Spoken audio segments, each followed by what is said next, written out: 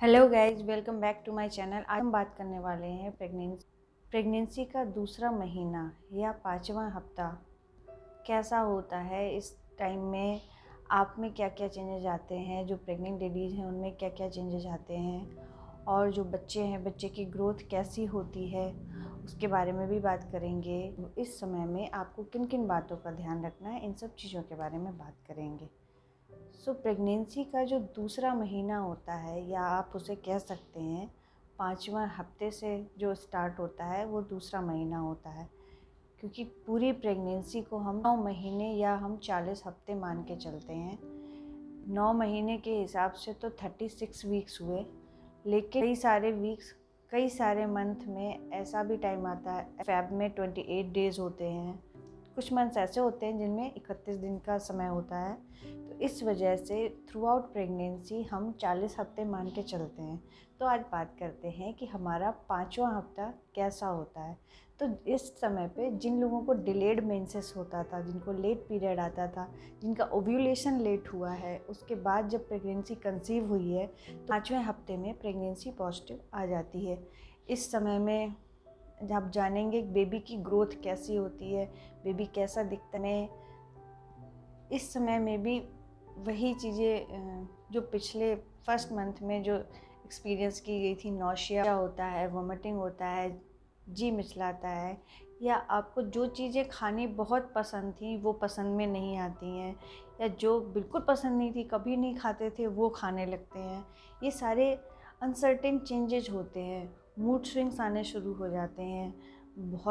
माँ बहुत ही ज़्यादा चिड़चिड़ी हो जाती है इस समय पे, क्योंकि बीटा एससीजी हार्मोन जो होता है, कोरियोनिक गोनेडोट्रोपिन जो हार्मोन होता है, उसकी वजह से बॉडी में बहुत सारे चेंजेस आते हैं, मूड स्विंग्स आने शुरू हो जाते हैं।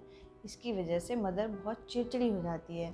तो ऐसे में आपको ये रखना है, जितने भी हस्बैंड्स हैं उन्हें अपनी वाइफ का बहुत ख्याल रखना है होता है। इस समय पे रोल ही नहीं होता है, ये सब हार्मोन्स करा रहे होते हैं, इसलिए उनका थोड़ा साथ देना है, उनका हाथ बटाना है। अब हम बात करते हैं इस समय पे बेबी में कैसे ग्रोथ होती है। इस समय में बच्चा जो होता है, बेबी होता है, वो हमारा टेडपोल जैसा लगता है और अराउंड 3 मिलीमीटर का बेबी होता है। उसमें जब हम उसकी लेंथ नापते हैं उसको बोलते हैं क्राउन लंप लेंथ।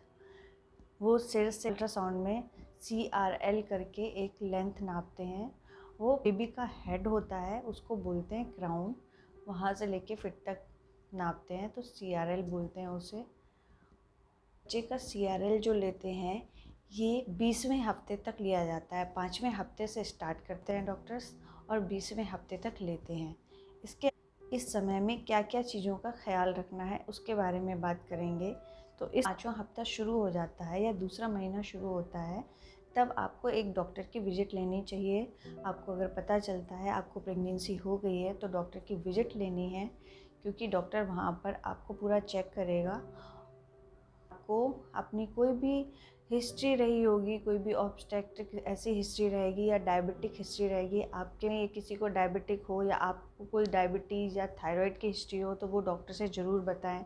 या कभी डाउन सिंड्रोम से कोई बेबी पहले कोई बच्चे की डिलीवरी हुई हो तो वो भी ज़रूर बताएं। आपके कितने बार अबॉर्शन हुए हैं वो भी आपको बताना है। या सब चीज़ों का पता होगा तो 9वें हफ्ते में डॉक्टर आपसे आप NIPT non invasive prenatal test करवाते हैं, जिससे आपके बच्चे की ग्रोथ कैसी है ये सारी चीज़ें पता चल जाती हैं। उसमें कोई डिफ़ेक्ट तो नहीं है, कोई क्रोमोसोमल डिफ़ेक्ट तो नहीं आ गया है, ये सारी चीज़ें इस टेस्ट से पता चल जाती हैं। इसलिए आपको अपनी प्रॉपर हिस्ट्री देना बहुत ज़्यादा ज़रूरी है। और इस बच्चे में क्या क्या अंग डेवलप हो जाते हैं, बच्चे में स्केलेटल सिस्टम बनना शुरू हो जाता है, बच्चे में बोन्स बननी शुरू हो जाती हैं, उसकी आइज़ बननी शुरू हो जाती हैं, उसकी नोज़ बननी शुरू हो जाते हैं, उसके माउथ है, उसके ईयर्स बनने शुरू हो जाते हैं, उसके हैंड्स बनने शुरू हो जाते हैं, उसका हार्ट भी बन जाता है, हार्ट में बीट भी कुछ लोगों में हार्ट बीट भी आ जाती है। तो ये सारी चीज़ें होती हैं माँ की ग्रोथ और बच्चे की ग्रोथ के बारे में। जैसे जैसे दिक्कतें होती हैं तो इससे माँ ज़्यादा कुछ खा नहीं पाती है, उसकी वजह से फर्स्ट 3 मंथ में ज़्यादा वेट गेन नहीं होता है, उसकी वजह से आप परेशान नहीं हो। उससे बच्चे की ग्रोथ में कोई दिक्कत नहीं आएगी, क्योंकि जो बच्चे को ग्रोथ मिलता है वो माँ के सर्कुलेशन से होता है, जो ब्लड होता है उससे बच्चे को सारा न्यूट्रिशन, ऑक्सीजन, ये सारी चीज़ें मिलती हैं, उससे बच्चे की ग्रोथ सही होती है।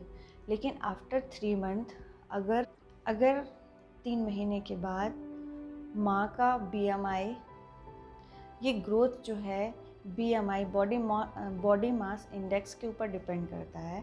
अगर माई अंडरवेट है या 19 से कम है, लेस देन 19 है, तो इसमें ओवरऑल थ्रू आउट प्रेगनेंसी में 15 से 16 kg वेट बढ़ना चाहिए।